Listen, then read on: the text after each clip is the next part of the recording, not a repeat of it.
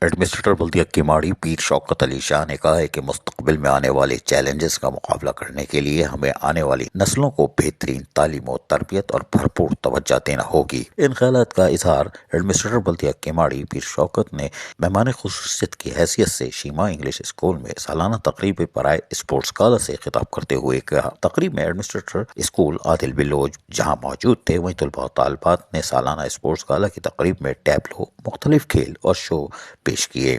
Administrator پیر شوکت نے سالانہ sports گالا میں کامیابی حاصل کرنے والے طلباء و طالبات کو جہاں مبارکباد دی، وہیں کہا کہ جدید دور کے تقاضوں سے ہم آہنگ ہونے کے لیے تعلیم پر بھرپور توجہ دینے کی ضرورت ہے۔ اسپورٹس کی سرگرمیوں کے ساتھ ساتھ تعلیمی میدان میں کامیابی حاصل کر کے ہی آپ نہ صرف اپنا بلکہ ملک کا نام بھی روشن کر سکتے ہیں۔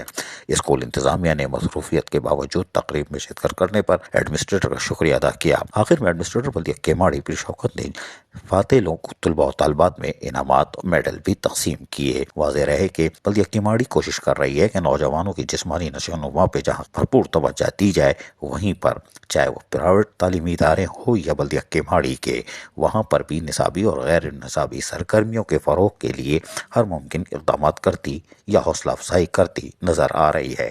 عزیز عارف، KBS بلدیاتی نیوز کراچی۔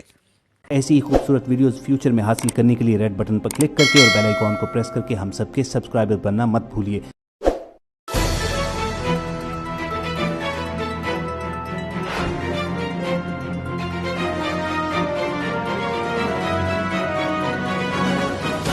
KBS بلدیاتی نیوز۔